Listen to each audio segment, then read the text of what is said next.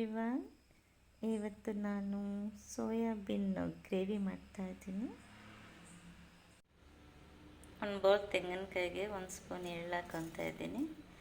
ಹಾಕ್ಕೊಂಡಿದ್ದನ್ನು ಕಾಯಿ ಹಾಲು ಮಾಡ್ಕೊಳ್ಳೋಣ.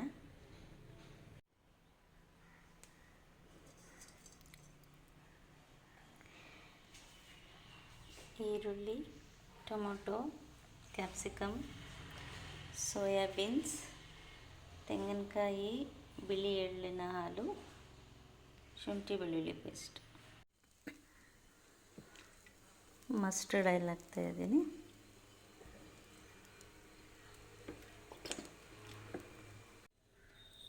ಅರಿಶಿನ, ಈರುಳ್ಳಿ, ಅರಿಶಿನ,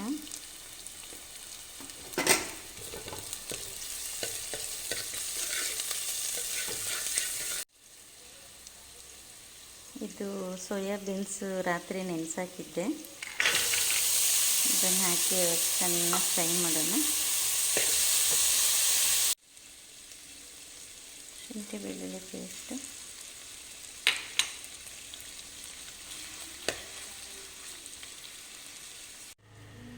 ಚಿಲ್ಲಿ ಧನಿಯಾ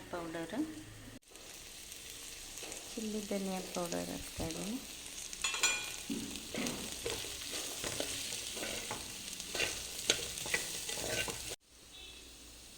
ಟೊಮೊಟೊ, ಕ್ಯಾಪ್ಸಿಕಮ್, ಒಂದು ನಿಮಿಷ ಫ್ರೈ ಮಾಡಿಬಿಟ್ಟು ನೀರು ಹಾಕಿ ಬೇಯಕ್ಕೆ ಬಿಡೋಣ. ಸ್ವಲ್ಪ ಉಪ್ಪು ಹಾಕ್ಬಿಟ್ಟು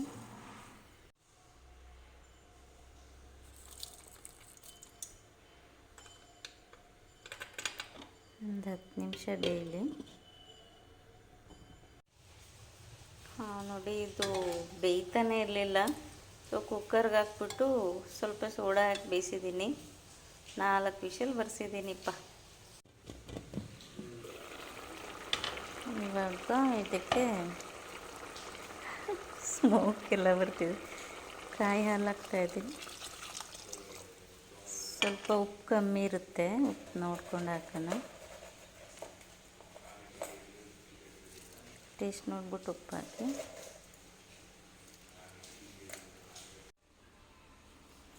ಒಂದು 2 ನಿಮಿಷ ಬೆಂದಿದೆ. ಇವಾಗ ಕೊತ್ತಂಬರಿ ಸೊಪ್ಪು ಹಾಕ್ಬಿಟ್ಟು ಲಿಡ್ ಕ್ಲೋಸ್ ಮಾಡಿ ಆಫ್ ಮಾಡೋಣ ಸ್ಟವ್.